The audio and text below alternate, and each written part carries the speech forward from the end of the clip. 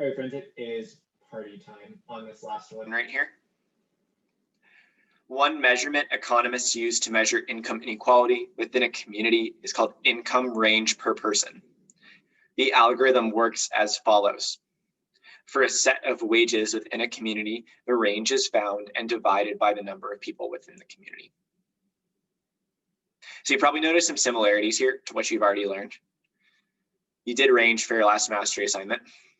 And maybe just like an average, you are dividing it by the number of people within a community. That's something that you also calculated in your last assignment, was the average component. Create a method, range per person, that takes in a double array named wages. The method should do the following. Find the range of values in the array wages using the maximum and minimum wage values. Divide the range by the number of elements in the wages array, which represents the number of people in the community. Return the result as double. Okay, so before we even dig into the operation parts of this, let's just do what we've done for these other problems. Public double range per person receives a parameter of a double array.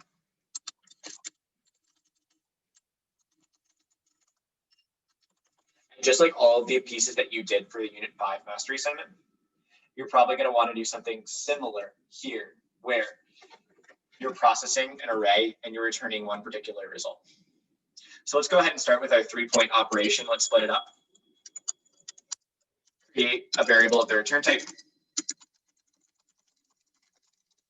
We know that this one's a double. I'm just going to call it answer so we can keep track of the answer. And I'll set it equal to 0 to start. Then return the variable at the bottom.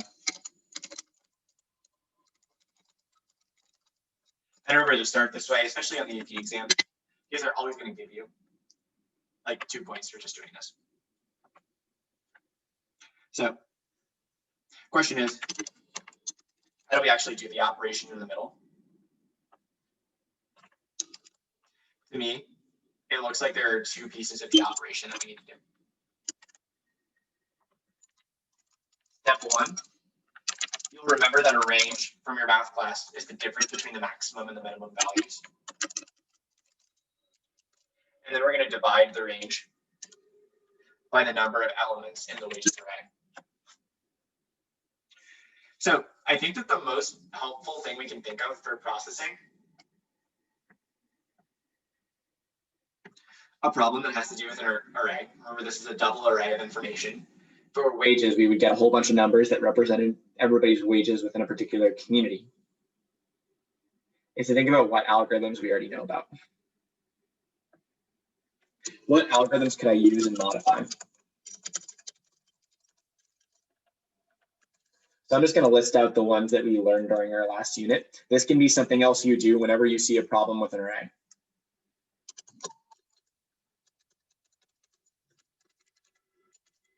Sum, min, max, search, count. Like count the number of elements, search for a specific thing and return the index. Check to see if a condition is true. You know what sum, min, and max means. Now let's reread step number 1.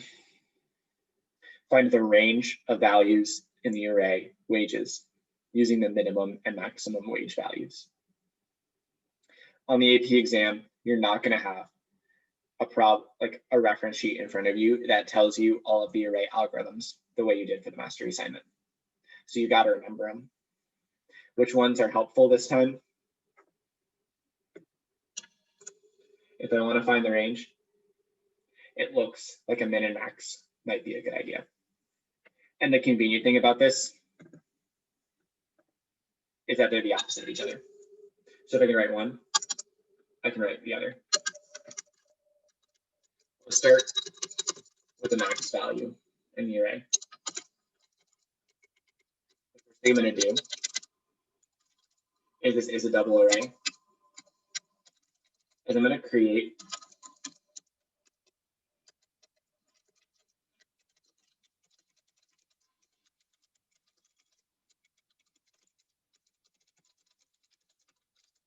a double named max that will represent the maximum value in the array.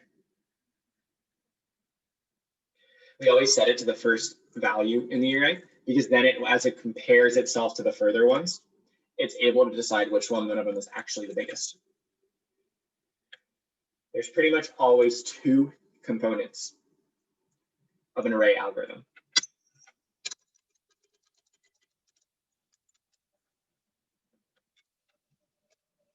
There's always a for loop.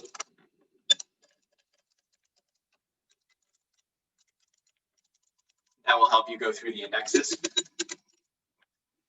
And there's always an if statement. If you need to, pause the video and go back and check.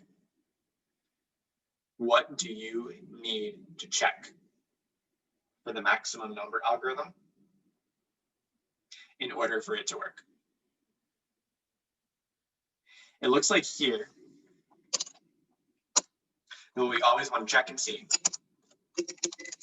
is if max is less than numbers x. Remember, x represents our indexes. Numbers x is each value in the array. So if max is less, I'm going to go ahead and update it to be the bigger number that I find. And that just allowed me to find that biggest value within this double array.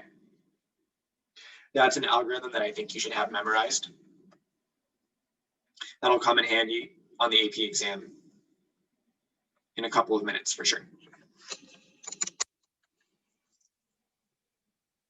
Then I want to make the min value. Remind yourself that min is the exact same thing as max. Except I'm just going to change the variable name to min. And before I show you, pause the video and think to yourself, what's the one character that I need to change so this calculates the minimum value?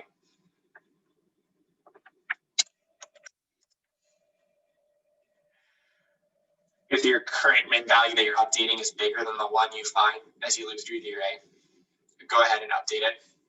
And now you've got min.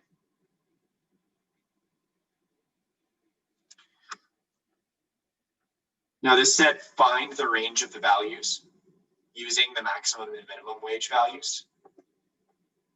I want to put that into my variable, which is answer.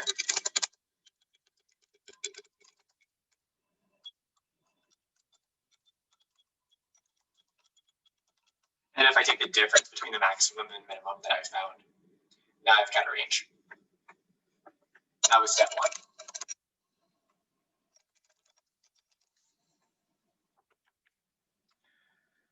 Last but not least, before I return answer, I want to divide the range by the number of elements in the wages array, which represents the number of people in the community. What method or what line of code do I have to find the number of elements in the wages array? The name of the array is wages. If I put dot length, that's going to help me find the number of things that are there inside of that double array in particular. Remember, you use this with your average function when you wrote your assignment, or your average length function, where you divided by the number of parts of the array. Wages.length will give you the number of things, the number of entries, just like any average would. So all you have to do to your answer, which represented the range before, is divided by wages.length.